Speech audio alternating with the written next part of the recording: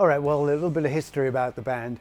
We were all musicians in the town of Hastings, UK, which is a very musical town anyway, and playing in different bands. My brother Tony and I were in one band, Laurie, the drummer, was in another band, Jaffa, the bass player, in another band, and actually Tony, Jaffa and myself were all at college in Hastings at the time. We were all kind of teenagers, and Laurie, the drummer, finally asked us all if we wanted to get together as a band, which we had all wanted to do anyway, being a mutual admiration society, so that worked out pretty well.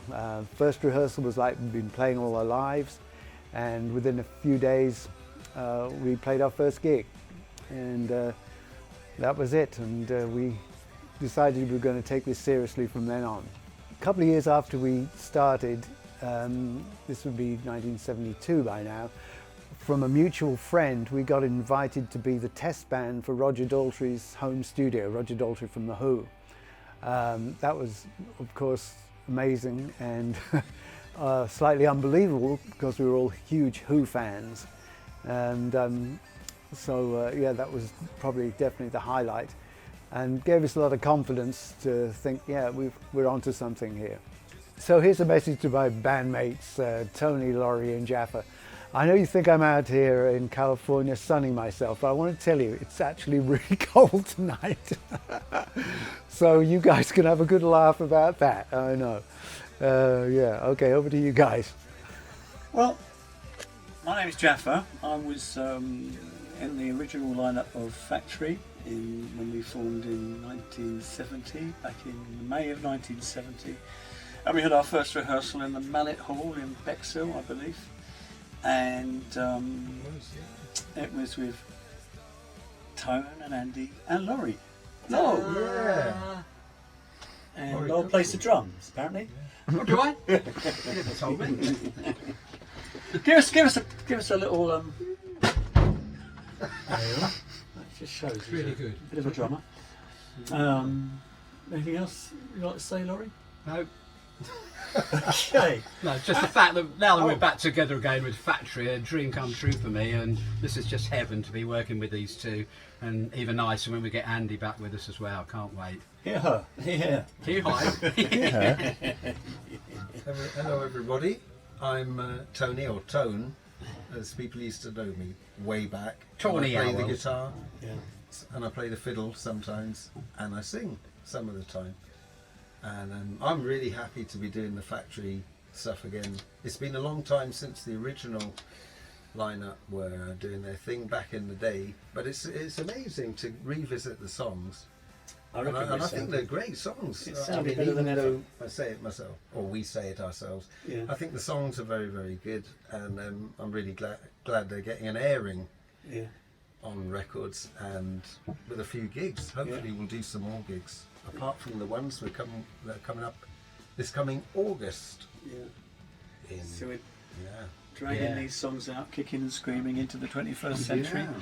And they are just full of life and sounding better than ever. So there you go. That's us. And This is Django the dog. Django the Yeah. dog would like Hello, to make a little Django, come on appearance. Hi Django. What do you play, Django? Well, he'd like to take over on keyboards, I believe. Ah, yeah. He was a renowned guitarist, but now he'd like to play the keyboards because Don't go showing him up. Yeah. Andy's Yeah, style, that's a good one. Well, we were sort of born in the classic rock era, right when kind of Led Zeppelin, Black Sabbath, Deep Purple, Yes, Genesis, all those people were kind of new, and we're from that era. But because we could never really quite decide exactly what it was that we were going to concentrate on, we would do a bit of this and a bit of that. And because we all wrote songs, we might all write something completely different. And so we've got a variety. So it's different types of rock, I think you could say. We've got some prog rock, some hard rock, heavy rock. Well, we're excited about this one because we think we've got some really great songs on there, great performances. There's a lot of variety of music. And what I would like is for people to, if they listen to the album all the way through, by the time you get to the end of it, you should feel slightly exhausted and wondering how on earth just those four people could come up with so many different styles and make them all sound good, because I really think it's pretty amazing, and especially as the whole thing was recorded. I think we had 7 days of recording to do 14 songs. It's like 65 or 70 minutes of music that we hadn't played in decades. So hopefully people will be kind of impressed in that way, and obviously find it enjoyable.